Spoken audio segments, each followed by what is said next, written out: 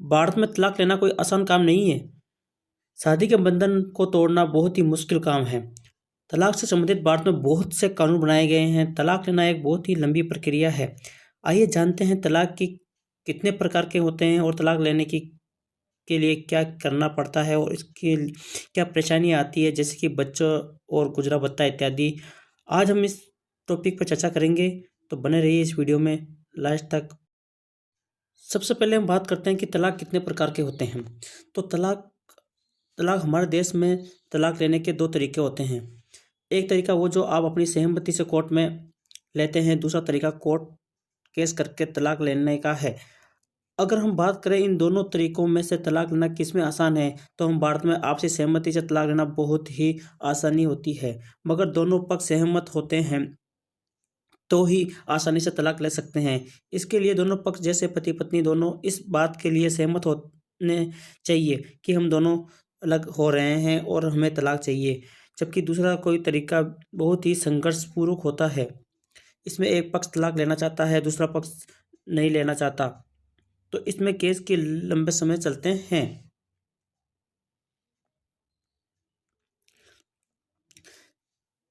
तलाक लेते समय क्या परेशानी आती है? जब जब भी तलाक होता है तो उसमें दो चीज़ें और परेशानी सामने ज़रूर आती है। पहला गुजरा भत्ता और दूसरा बच्चों की देखभाल, दोनों बहुत ही ज़्यादा देखी जाती है। और अपने किसी भी फिल्म, टीवी सीरियल या किसी दूसरी चीज़ को देखा भी होगा कि जब कोई कोर्ट में किसी तलाक होता है तो सुनवाई के दौरान गुजरा भत्ते और बच्चों की देखरेख की जिम्मेदारी माता पिता की में से किसी एक को दी जाती है। इसमें से ऐसे गुजरा भत्ता पति को ही देना पड़ता है।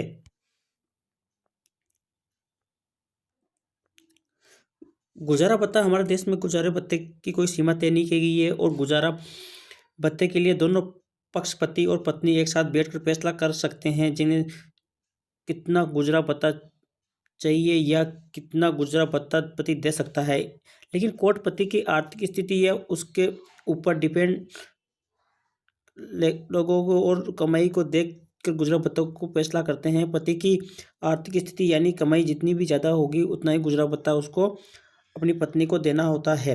जब कोर्ट केस चलता रहता है तो जिन लोगों को तलाक होता है उनमें पति अपनी पत्नी के गुजरा भत्ता के पैसे देने होते हैं और कोर्ट तय करता है कि कितने पैसे पति हर महीने पत्नी को देने होंगे। लेकिन कोर्ट ये भी ध्यान में रखता है कि पति की मासिक आय कितनी है।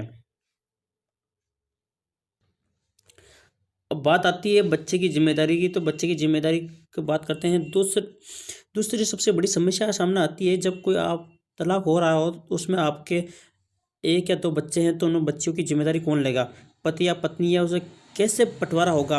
तो ये गंभीर समस्या होती है। लेकिन यदि दोनों पक्ष माता पिता दोनों अपने बच्चों की देखरेख करना चाहते हैं तो उन दोनों की मानसिक सोच के ऊपर निर्भर करता है। और उन कोर्ट के द्वारा जॉइंट कस्टडी भी दी जाती है। इनमें वे अपने हिसाब से बच्चों को समय समय पर के अनुसार रख सकते हैं और अपना शेयर चाइल्ड कस्टडी कहते हैं। अगर दोनों में से कोई एक जिम्मेदारी लेना चाहता है तो ये जिम्मेदारी दी जाती है। लेकिन परेशानी जब आती है जब दोनों में से आपसी सहमति नहीं बन पाती और तब केस जटिल हो जाता है। ऐसे में इस बात का फैसला कोर्ट करता है कि बच्चा किसके पास रहेगा। अगर देखा जाए तो बच्चा 5 साल तक कम उम्र के बच्चों की देखभाल कोर्ट अपने अनुसार तय करता है कि वो किसे दे। जैसे ही बच्चा दूध पीता है तो माँ को ही मिलेगा और लड़की माँ को ही दी जाती है।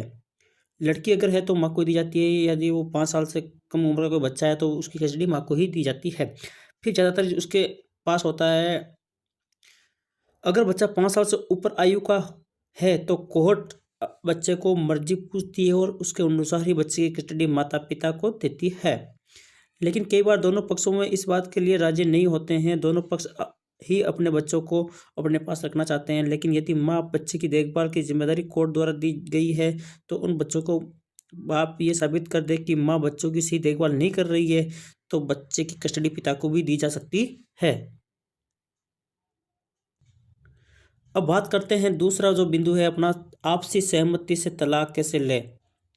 तो इस टॉपिक पर हम बात करते हैं। जैसे कि मैंने ऊपर बताया कि हमारे देश में आपसी सहमति से तलाक लेना बहुत ही आसान है। पहले आप ये के लिए ज़रूरी होता है कि अगर आप तलाक लेना चाहते हैं तो आप दोनों की पिछले 1 साल साथ रहना आवश्यक है। पिछले 1 साल में ही से अलग रहते हुए उसके बाद केस दायर कर सकते हैं। इसके लिए आपको कुछ ज़रूरी बातें करनी होती है, जैसे कि सबसे पहले आप दोनों पक्षों के पति और पत्नी कोर्ट में एक जॉइंट याचिका दायर करनी होती है, जिसमें लिखना होता है कि हम दोनों आपसी सहमति से तलाक लेना चाहते हैं। दूसरी बात यह है कि आप लोग पिछले 1 साल में से अलग रह रहे हैं, इसका विवरण भी हो, और आप लोग एक समझौता पत्र भी हो जिसमें आप दोनों के अलग होने की बात और कंडीशन पेश हो, स्त्री धन और बच्चों की कस्टडी की जानकारी भी हो। चौथा पॉइंट है कि इसके बाद दोनों पक्षों के बयान, जैसे पति और पत्नी दोनों बयान कोर्ट में रिकॉर्ड किए जाते हैं और पेपर पर साइन भी करवाए जाते हैं। लेकिन अभी तलाक नहीं हुआ है, अभी आधा ही तलाक हुआ है।